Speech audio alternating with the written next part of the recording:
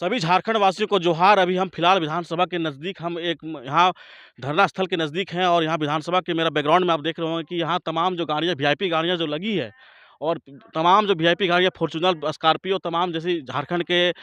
नेता मंत्री के लोग हैं, झारखंड के वीआईपी लोग हैं।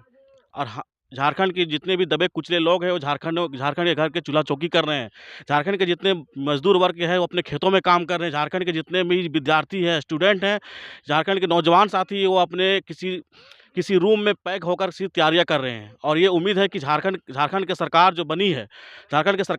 है, वो एक अच्छा नीति लाएगी, हमारे लिए नौकरियों की बहाली लाएगी, हमारे लिए अच्छे उम्मीदों की अच्छी नीतियाँ लाकर हमारे लिए काम करेगी। लेकिन विडंबना इस बात का है कि झारखंड के इसने भी वीआईपी भवन में आप देख सकते हैं कि झारखंड के जितने भी वीआईपी लोग गाड़ियां में आए हैं और कतार वाइज जो गाड़ियां लगी है वो झारखंड के माननीय लोग हैं और जो झारखंड की नीतियां बनाने वाले लोग हैं। हम बात कर रहे हैं 2014 की बात कर रहे हैं कि बस एक ही नारा था कि अब की बार मोदी सरकार के नारों में गूंज के साथ रघुवर दास जी आए थे और झारखंडियों के साथ जिस तरह खिलवाड़ किए थे उन्हें छत्तीसगढ़ीय सरकार के नारों को देकर उन्हें जिस तरह सत्ता से बेदखल कर दिया गया और माटी के पार्टी कहे जाने वाली हेमंत सरकार को इस सत्ता में आसीन करके बस एक ही उम्मीद थी कि यहाँ के हमारे लिए नीतियाँ बने, हमारे खनिज संपदा पर हम झारखंडियों का राज हो, झारखंड के जितने भी नियुक्तियाँ बहाली हो, झारखंडियों का जितने भी यहाँ के प्राइवेट सेक्टर की जितनी भी नौकरियाँ हो, इसमें झारखंडियों का हक अधिकार हो, यहाँ के जितने भी माटी की संपदा, जितने भी यहाँ के खनिज संपदा पर यहाँ के जितने संस्कृति सभ्यता हो, जितने झारखंडियों का हक अधिकार की बात हो। लेकिन अफसोस विडंबना इस बात का है कि हेमंत सरकार जिस प्रकार वो कोरोना में जिस प्रकार 2 साल बिताए हैं और कोरोना के बाद जिस प्रकार से जब सरकार घेराने लगी तो उसमें जिसमें नियमावली के नाम पर या फिर जितने भी नियुक्ति वर्ष के नाम पर या फिर जितने भी प्रकार के ठगने की बुद्धि हो, वो हेमंत सरकार ने अपना वो कमान संभाले और झारखंडियों को जिस तरह बुर्बक बनाने का काम किया है और बुर्बक बनाने के दरमियान में जिस प्रकार इस भवन में आज तक झारखंड के लिए नीतियां नहीं बनी है, कभी 60-40 के नाम पर, कभी खतियान के नाम। देख लीजिए माननीयों को जितने भी वीआईपी गाड़ियां हैं और वीआईपी गाड़ियों में माननीय लोग बैठ कर आते हैं, जिस तरह अपने एसी के गाड़ी चलाकर एसी के कमरे में बैठ कर जिस तरह लोग एक नियुक्ति न बना सकते हैं, लेकिन धूप जिस तरह गर्मी से परेशान, ठंडे से परेशान अब मजदूर वर्ग के लोग, अब विद्यार्थी वर्ग जिस तरह अपने पढ़ाई लिखाई की मेहनत के बदौलत अपने घर के बड़े बेटे, छोटे बेटे के नाम पर लोग बाहर आकर पढ़ाई कर रहे हैं, लेकिन इन माननीयों को आज पता तक नहीं है कि यहाँ के लोग किस तरह दर्द और विडंबना झेल रहे हैं। आज 20 मार्च को मुख्यमंत्री आवास घेरा था छात्रों नौजवानों का, ताकि अस्थायी नीति, नियोजन नीति की मांग कर झारखंड के संस्कृति सभ्यता अच्छी नीतियाँ बने। लेकिन आज तमाम राज्य के जितने भी विद्यार्थी हैं, स्टूडेंट है, आज मुख्यमंत्री आवास घेरने वाले थे, लेकिन चंद कुछ नेताओं ने झारखंड के हितैषी बनने के, झारखंड के स्टूडेंट हितैषी बनने का कोशिश करते हुए जाकर समझौता कर लिया और यहाँ तक कि जाके सरकार से यह समझौता कर लिया कि हम आपके लिए यह नीतियाँ बनाएंगे। आखिर 4 साल हो गया है कि झारखंड सरकार से यह नीतियाँ तक नहीं बनी है। हम रघुवर दास से क्यों हटाए थे?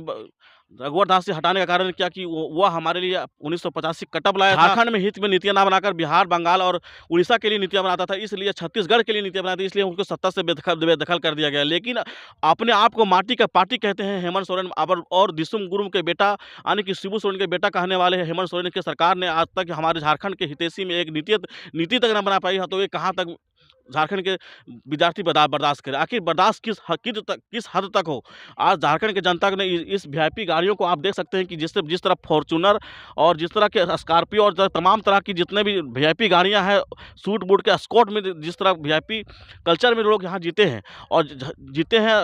ये इन बेशर्मों को आज तक झारखंड के लिए एक नीतियाँ तक नहीं बना पाई, तो झारखंड के विडंबना इससे बड़ा और क्या हो सकता है? मैं आपसे बात करता हूँ कि आपको आखिर कब तक झारखंड के लोग झेलते रहेंगे? झारखंड के लोग अपनी माटी संस्कृति को खोती हुई परंपरा को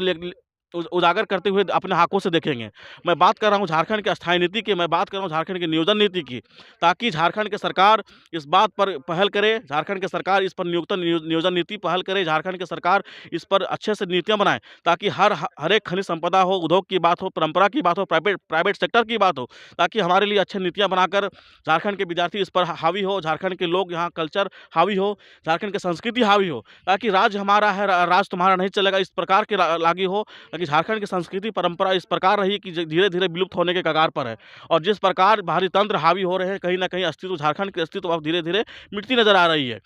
तो आखिर सोचना क्या है? आखिर एक मजदूर खेतों से उठकर क्या विधानसभा जा सकता है?